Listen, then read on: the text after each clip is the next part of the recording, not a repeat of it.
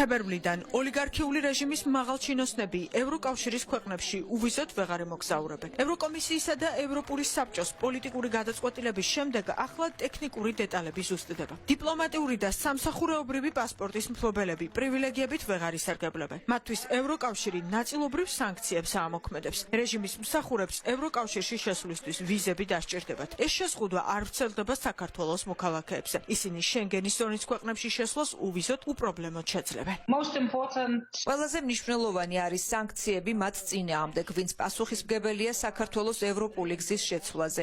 ნახეთ, რომ ამერიკის შეერთებულმა შტატებმა უკვე დაუწესა ამისთვის სანქციები ბიძინა ივანიშვილს. ეს იყო მკაფიო მესიჯი შეერთებული შტატებისგან და მე ვიზიარებ ამ მოსაზრებას, ისევე როგორც ბევრი ადამიანი ევროპარლამენტში. მე მესმის, რომ იმ ხალხს, ვინც საპროტესტო აქციებზე დგას, არ სურს, რომ ეს მიღწევა ევროკავშირთან, რასაც ჰქვია უვიზო რეჟიმი, დაიკარგოს, მაგრამ იმ ხალხმა, ვინც ხელს უშლის საქართველოს ევროინტეგრაციას, ვისაც აქვს დიპლომატიური პასპორტი, რაღაცნაირად უნდა გადაიხადოს ამის საფასური. მათთვის ეს მესიჯი იქნება. ერთის მხრივ დგამდე ანტიევროპულ და ანტიდემოკრატიულ ნაბიჯებს და თან სარგებლობდე უვიზო რეჟიმით, ასეთი ორმაგი სტანდარტებით მოქმედება ვეღარ გამოვა. Those double standards are not possible anymore. ევროპარლამენტში საქართველოს საკითხზე მთავარი მომხსენებელი რასა იუკნევიჩიანე მთავარახთან ინტერვიუში ამბობს, რომ ევროკავშირიდან და ამერიკის შეერთებული შტატებიდან ეს სანქციები ქართველი ხალხის უწყვეტი პროტესტისა და აქტიურობის დამსახურებაა. ევროდეპუტატი განმარტავს, რატომ უჭერს მხარს კონგრესის წარმომადგენელთა პალატაში დარეგისტრირებული ქართული კოშმარის არაღიარების აქტს. კრიზისიდან გამოსავალს კი სამართლიანი და გამჭვირვალე არჩევნების ჩატარებაში ხედავს. We are listening what Georgian people are saying. ჩვენ ვუსმენთ, რას ამბობს ქართველი ხალხი და ისინი უკვე მეორე თვეა, რაც საპროტესტო აქციაზე დგანან, რაც ძალიან შთამბეჭდავია. შევხვდი ამ ადამიანებს, როდესაც საპროტესტო აქციები დაიწყო და მათი მოთხოვნები, რომ არჩევნები გაყალბდა და ახალი არჩევნები უნდა გაიმართოს, ეს ჩვენთვის ძალიან მნიშვნელოვანი მესიჯია. აშკარაა, რომ მხოლოდ თავისუფალი და სამართლიანი არჩევნები მოაგვარებს ამ პრობლემას. ბოლო არჩევნების წინ ქართულმა ოცნებამ ევროკავშირში წევრობის საკითხით მანიპულირება მოახდინა. მაშინ ისინი არ ამბობდნენ, რომ ევროკავშირში გაწევრიანების შესახებ მოლაპარაკებებს გადადებდნენ. ასე რომ კიდევ ერთხელ ვიმეორებ, ახალი არჩევნები კრიზისიდან გამოსვლის ერთადერთი გზა.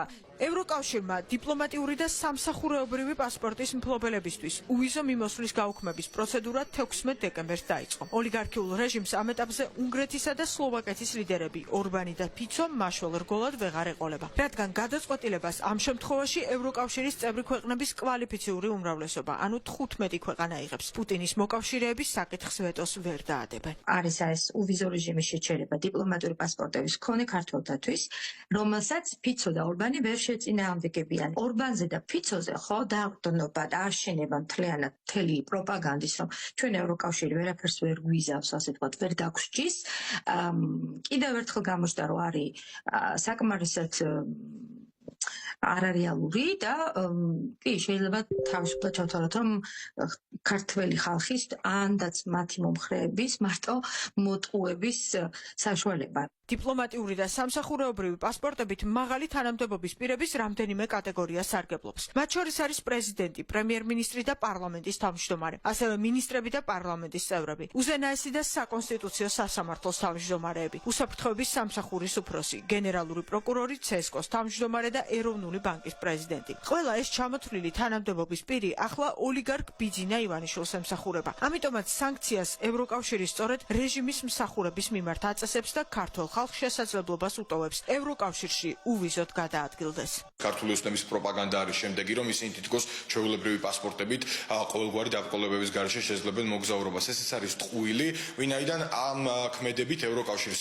ქართული ოცნების წარმომადგენლები გადაყავს საეჭვო პერსონების სიაში, რაც გულისხმობს იმას, რომ მათ მოუწევთ დამატებითი შემოწმების გავლა და ამ სანქციების დაფუძნებით უკვე ნებისმიერ ქვეყანას, მათ შორის არა მხოლოდ ბლოკის წევრებს, არამედ მათ პარტნიორებს ექნებათ უფლება, რომ უსაფრთხოების ზომებიდან გამომდინარე უბრალოდ არ შეუშვან თავიანთ ქვეყანაში. მიუხედავად იმისა, რომ შესაძლოა ამ პროცესის ეფექტი არ იყოს ისეთი მწველი, როგორც ფინანსური სანქციები არის, ეს არის მნიშვნელოვანი პროცესი, რომელიც აუცილებლად გაგრძელდება და დასრულდება გაცილებით უფრო მძიმე და მწვავე ინსტრუმენტების გამოყენებით იმ ადამიანების წინააღმდეგ, რომელიც ამ ქვეყნის მშვიდობიან განვითარებას და ევროპულ განვითარებას უშლიან ხელს. ეს ფაქტი კიდევ ერთხელ ადასტურებს, რომ ევროკავშირი ითვალისწინებს ჩვენს თხოვნას, რომ უვიზო რეჟიმი ეს არის ქართველი ხალხის მონოპოლარი და ეს პრივილეგია უნდა დარჩეს ქართველ ხალხს. ამიტომ არის მნიშვნელოვანი, რომ სანქციების ქვეშ მოყვებიან არა რიგითი მოქალაქეები, არამედ სწორედაც დიპლომატიური და სამსახურებრივი პასპორტების მქონე პირები, ანუ ოცნების დე-ფაქტო მთავრობის წევრები და თვითაღიარებული ხელისუფლების მაღალჩინოსნები. ევროკავშირი ვფიქრობ, რომ მიიღებს ისეთ გადაწყვეტილებებს, რომელიც იქნება საქართველოსთვის სასარგებლო.